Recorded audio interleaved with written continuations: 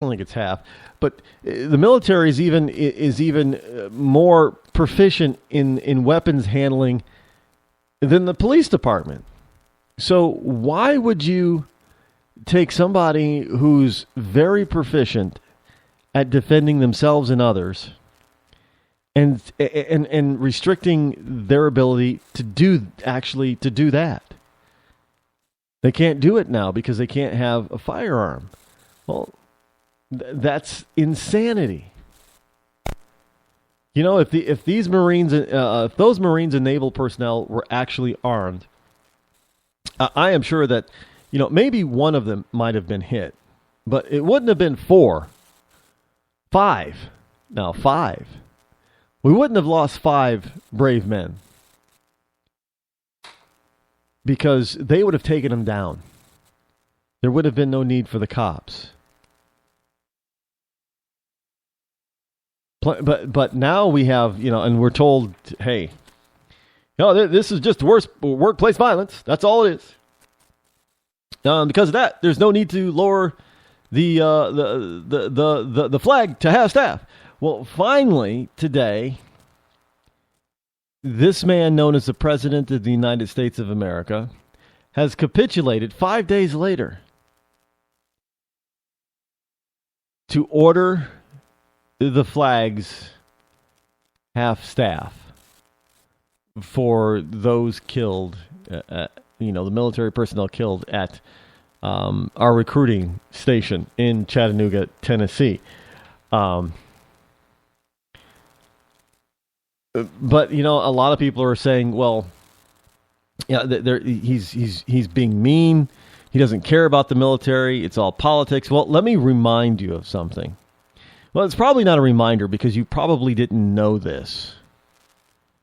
And I'm kind of surprised that, well, I'm not surprised. The reason why you didn't know this is because if they would have brought light to this happening, then it would have shown a big bright light on Obama, and the lamestream media didn't want to bring any more attention to Obama on this matter. So the very fact that Bonnier didn't order the flags at half staff on Capitol Hill until this morning, it's kind of like Obama not ordering flags at half staff until earlier this afternoon. I'm of the, you know what? They've already should have been at half staff, because this was something that happened not in a war zone. This happened in our homeland. This was a terrorist attack in our homeland. This is something that needed to be acknowledged. This is something that needs to be dealt with. This is something that can be prevented, should be prevented, and it should never happen again, simply by allowing our military personnel to actually carry a weapon, especially a weapon that they are fully trained in on its use and capacity. Plain and simple, I don't know how else to say it for you. But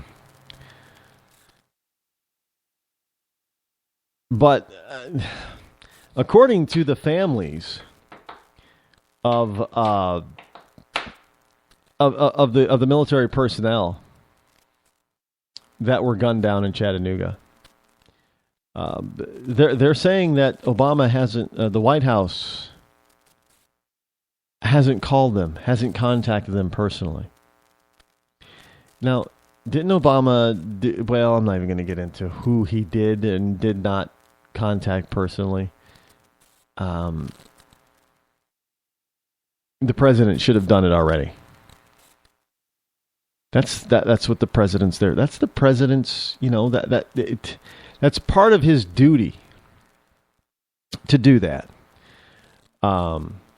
However, we'll give him props for, even though it's 5 days later, for finally saying, for giving out his proclamation. It calls for the flags to remain at half-mast, half-staff through Saturday as a mark of respect for the victims of the senseless acts of violence perpetrated on July 16th. This is, by the way, this story is from hotair.com.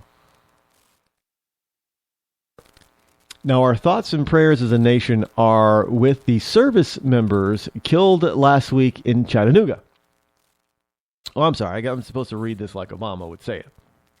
Now, our thoughts and prayers as a nation are with the service members killed last week in Chattanooga. We honor the service. We offer our gratitude to the police officers and first responders who stopped the rampage and saved lives. We draw strength from yet another American community that has come together with an unmistakable message to those who would try to do us harm. We do not give in to fear. You cannot divide us, and you will not change our way of life. And I have to tell you that no, they can't divide us because I've already done that. Just saying.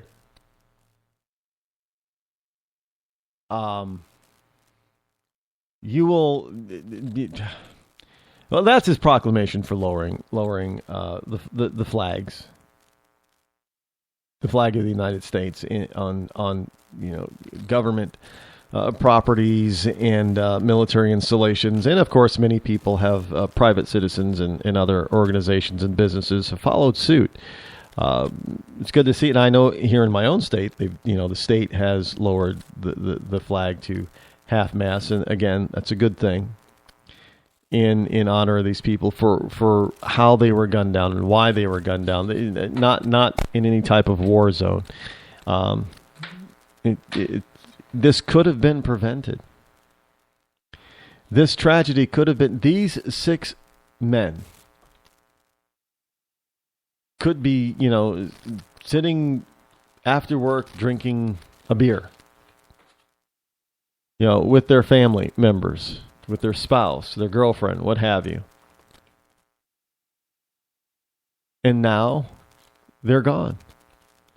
Simply because, 1, we won't close our borders. 2, we don't allow our military personnel to carry firearms on American soil, even though they're still acting in the capacity of being a military soldier. No, you can't have a gun. Well, that's what the military does. Military has guns. Plain and simple. So he finally orders the flags to half-mast.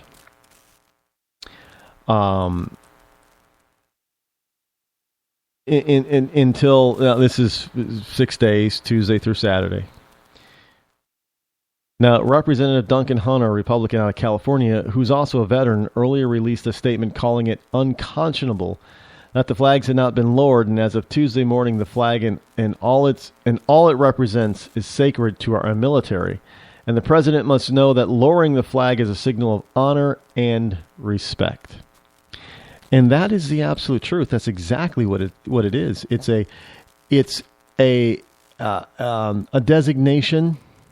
It's a show of honor and respect to those people who risk their lives daily to protect ours,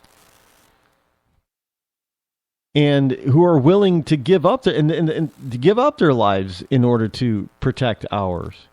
But this wasn't one of those times where they should have been willing to give up their life. All they were doing is going to work at a recruiting station to hopefully recruit some people to come join the Army or Marines or Navy or what have you. And then they go to work, which should be a very safe work environment. And then something explodes. And you end up with some dead military personnel that should not be dead. And then the president doesn't want to lower the flag out of respect and honor for these individuals, until even the lamestream media kind of said, yeah, it's kind of lame, Mr. President, that you aren't lowering the flag to honor these people. That is pretty lame. Well, he's a lame man. Lame. But did you hear that a court in Illinois overturns some of Blagojevich's Senate seat convictions? And well, he's not out of jail yet. I gather that he can, they're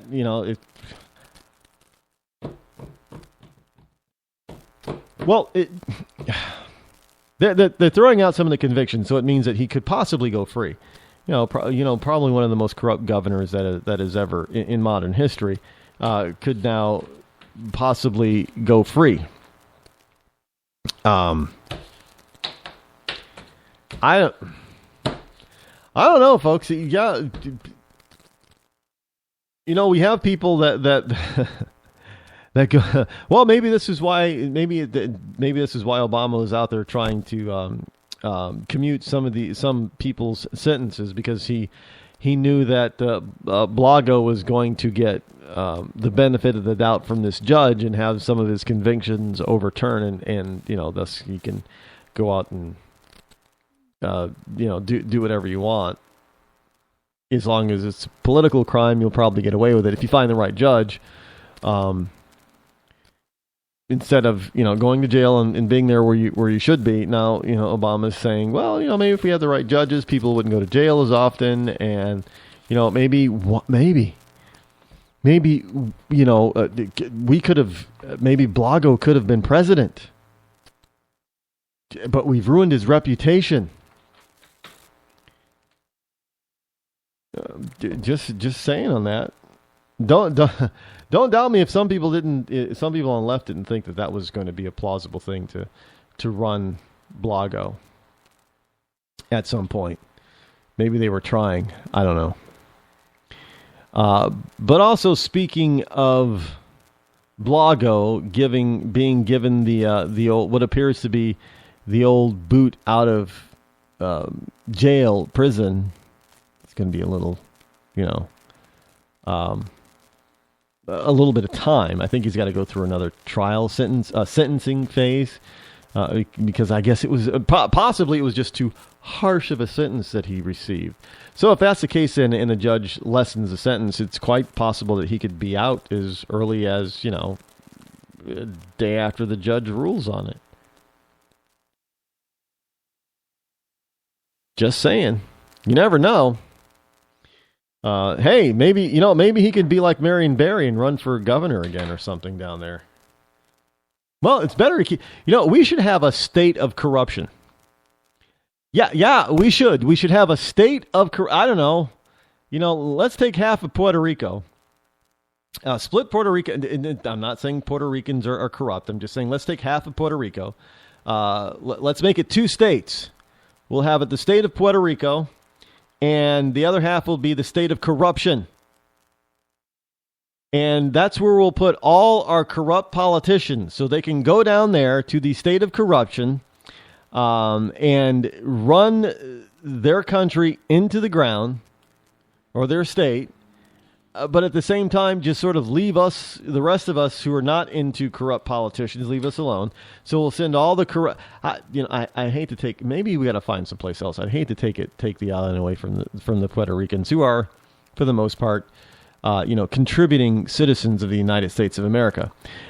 Maybe we need to find someplace. I don't know. Maybe Tahiti or something. We call it the state of,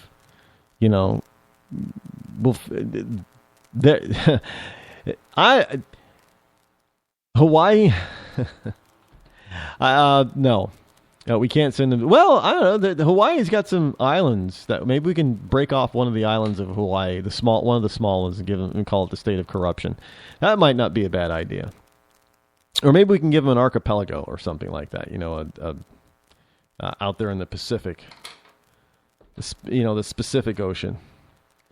Yeah, people have called it the Pacific. I've heard people call it the Pacific Ocean.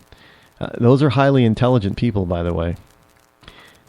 Yes, I know. We have two oceans. We have the Atlantic and we have the Pacific.